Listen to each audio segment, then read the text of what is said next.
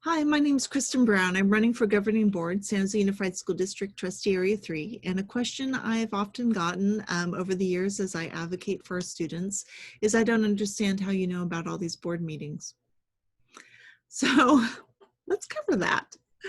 All right, I'm going to share my screen and we will look at, let's see, I'll back out of that. Let me back out of this agenda and then. Okay, so let's go to the homepage for San Jose Unified School District. Let me back out of this. Bing. Okay, so, oops, a little too far. Okay, so when you get to the San Jose Unified School District, you usually see this lovely page. It's their homepage. If you click on what they call the hamburger, which is the 3 lines off to one side, you'll see the who we are. Go to Board of Education, or you could go to calendar. When you go to the calendar, it's going to let you know things that are coming up. So the next Board of Education meeting, this must still be September because they're showing the 10th and the 24th. And in October, so yeah, because we're here in fall recess. In October, there's only one meeting, and let's go back and I'll show you what that is. So back to our hamburger, Board of Education. We get to see our lovely board members. We have Jose Magana, Teresa Castellanos, Carla Collins, Kim Meek, and Brian Wheatley. And then you have this lovely list right here. We want to know the board meeting dates. We click on that, it scrolls us down automatically. We could see we're already in late September, so the 24th has already happened and the next meeting is October 15th. So you could go here and actually mark all these days if you want into your calendar, and that way you'll have an alert. Now what you should know about these meeting dates is they're always on a Thursday. And what's significant about knowing that each of these dates is on a Thursday is that by the Brown Act, the agenda needs to be publicly posted 3 days in advance. So you will see the agenda will be posted Monday evening between 5 and 6 p.m. But you have to come back to the website to go to the agenda. So let me show you, you would come here to the board page, you would click on agendas and minutes, and it will, then you're going to, under this, you're going to click here to review the board agendas and minutes. These are the current agendas and minutes. And you will see on that page that the most recent one will be at the top on your far right side. Each of these, oh good, so the WebEx link is right here. There's opportunities for public comment at 5 p.m. and 6 p.m., but this one is specific to the 6 p.m. meeting. Okay, it doesn't have public comment, it just, all right. Sorry, reading with lights in my eyes. So there are 2 meetings that happen on the board meeting nights. There's a closed session meeting. However, at 5 o'clock, if that is the time that you can do a public comment and you can't come later, then by all means, dial in a little bit before 5 o'clock, type in the Q&A part that you have a public comment and you're allowed to speak. So you could,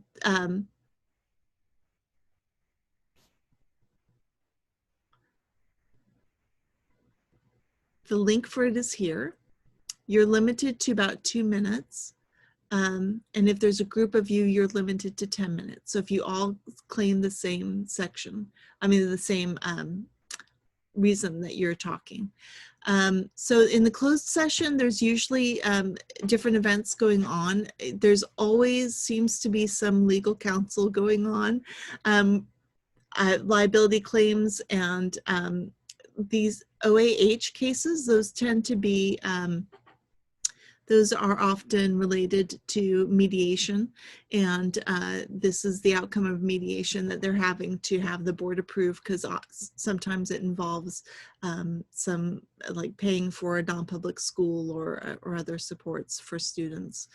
And then what follows that is different every time. This one happened to be a conference with labor negotiations. So we see that the San Jose Teachers Association, CSEA, all these groups were meeting.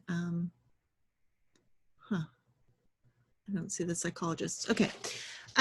So then we get to the meat of the meeting. So the meat of the meeting doesn't be of what most of us see between 6 and 8 p.m. begins with public comments. Again, currently they have the WebEx link.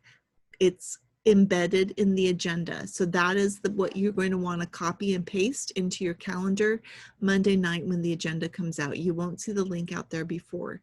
If you cannot make public comment and you have something to say, you are always welcome to write in. Even though it says that you have 2 minutes to address the board, I want to warn you that if there's more than a few people coming to talk, and that means more than about 10 people, they're going to limit that time to 1 minute instead of 2. This is the right of the president of the board to decide, and it has been pretty consistent with all the people who are attending for public comment since COVID. So that's been since, you know, March and April last year. We've seen this go from 2 minutes to 1 minute. So be prepared if you're sending something in to have the real important message early in whatever you're writing in, so it doesn't get cut off, because whoever's reading that document will be cut off at 1 minute and not be able to complete your thoughts. So your significant thoughts need to be early on and then just supported with the rest of the content of what you want to say. If you have more than a few people talking about the same subject, you're going to be limited to 10 minutes, and they'll divide you among those 10 minutes. So think on that. You know, if you might have more voices than time allows. And so you can be crafty with that. I've suggested to some people to then just kind of change up what your subject is and then, you know, get more voices in on it.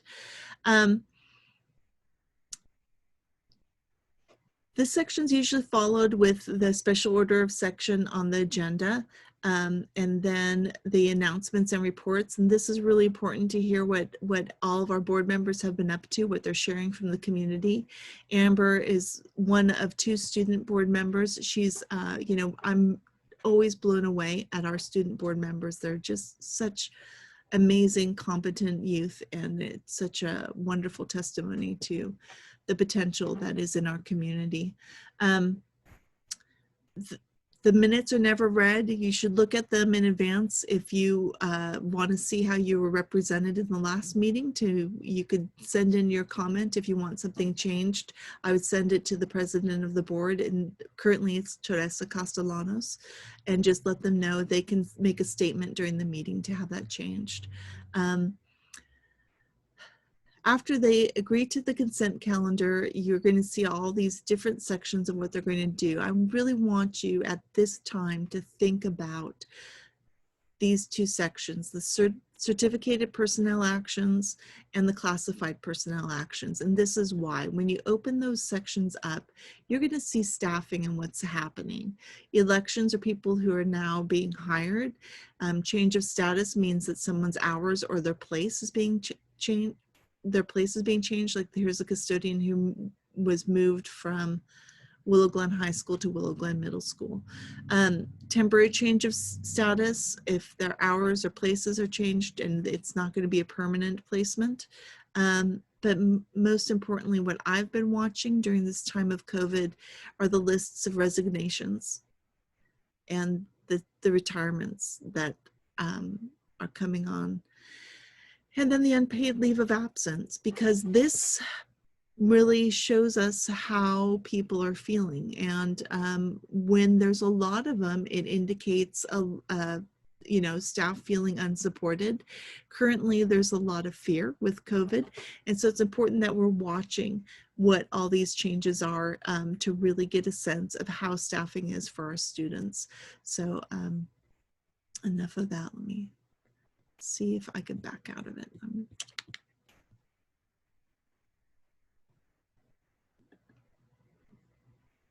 All right, well, it's not going to let me back out.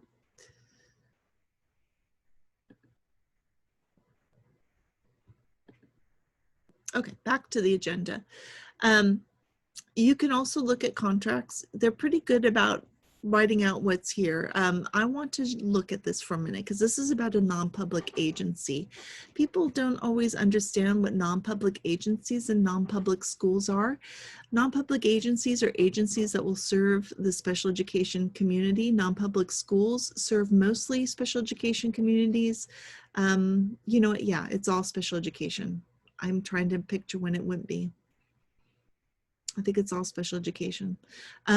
But these are schools that are one of the more restrictive placements for our students. With special education, the goal is least restrictive environment, but for some students, they thrive better in a more restrictive environment, or sometimes there's a need that we just can't provide in our public schools, and they're better served in a non-public school. My own son needed one for a while.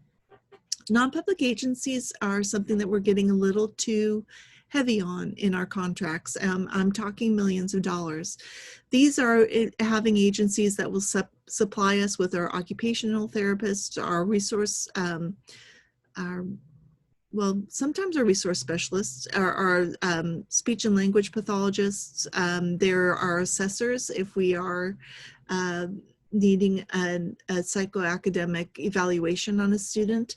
And usually these have been done in-house, but in the last 4 years, I've seen the growth in the contracts for these services really get to a point where I'm questioning if it's a good thing or a bad thing. And conversations I've had with our speech and our special education local plan area director, Leo Magapu, he's similarly concerned, because when you are hiring a psychologist, let's say, through one of these agencies, they don't know your school site climate. They don't know your staff very well, and they don't have a feel of what that community is like for the student.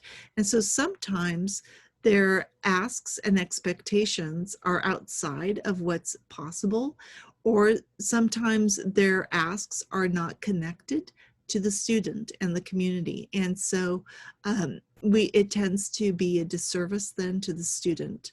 And that's why I'm concerned about the heavy weight that we have on our non-public agencies. It's funny that I bring up Alan here, but that's another day. But if you are a family looking and wondering about maybe my child will be better served in a different placement, this is a place where you can find these non-public schools and what the list is, you know, or you could contact me, because the contracts only come up once a year, and usually it's in August and September. But I keep a running list because I'm tracking how much we are saying we will spend. Now, I want to point out, that's another thing. It says very clearly, people will look at these numbers and think, oh my gosh, we're spending that money. No, we're setting a cap. We cannot spend beyond that cap. And the reason why the non-public agencies and non-public schools really became something for me to track last year is that Santa Clara Unified School District decided they would put a cap on their spending for both non-public agencies and non-public schools at just under $3 million. And one of our contracts would easily exceed that.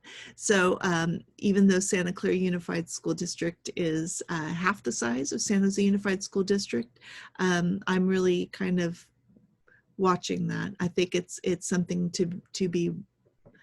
I think it's something to be explored. It would certainly benefit from a task force. But this is how I know, you know, what's going on. This is where I find the agendas. You're always welcome to go back and find more about the agendas. If you want to find a specific word, let's say I wanted to find out if there was a discussion about prone restraint, I could put that word in. It doesn't show anything, right? But if I want to see if I spoke, I'm, you know, a parent in the community, does my name come up in the agendas? And ooh, wow, how can that not be? I could search for my name, and here I am in a couple of different agendas. So that's interesting because I speak at almost every meeting. Let's see.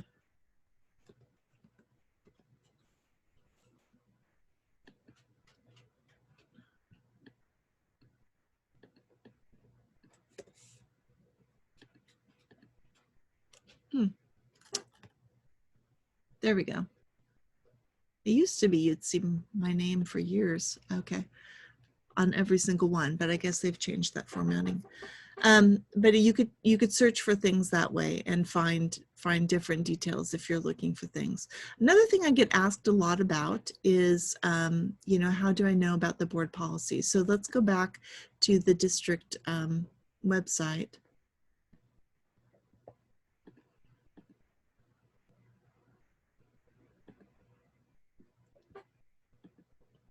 Okay.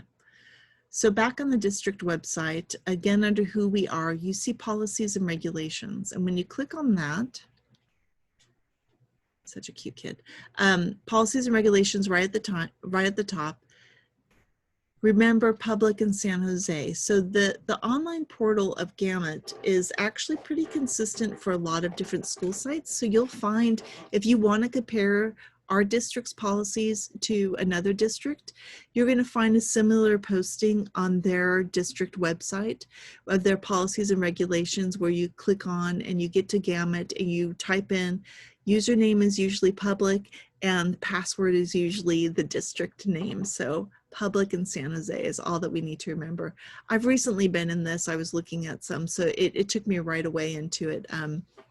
But you'll see that all the, you know, all of the policies are here. It's good to just become familiar with these. If you're really into, if you want to speak about something that you think, let's see, you know, let's see what technology, maybe you have a question about technology access.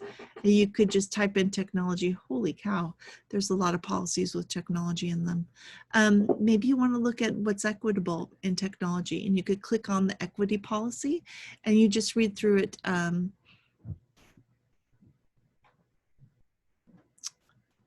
trying to see if I could find technology. Forgive me because I'm scanning pretty quickly with my eyes here.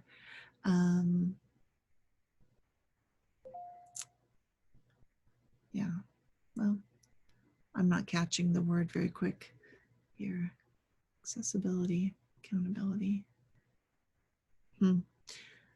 What's nice about each policy is on the bottom, you'll see when it was most recently revised. So actually, I'm kind of interested in board policy 200. I was just looking at that and, oh, sorry. Board policies, they're usually 4 digits of numbers. So I forgot to do the 0 in advance. Oh, well, fine. Just give me the full list and I'll find it that way.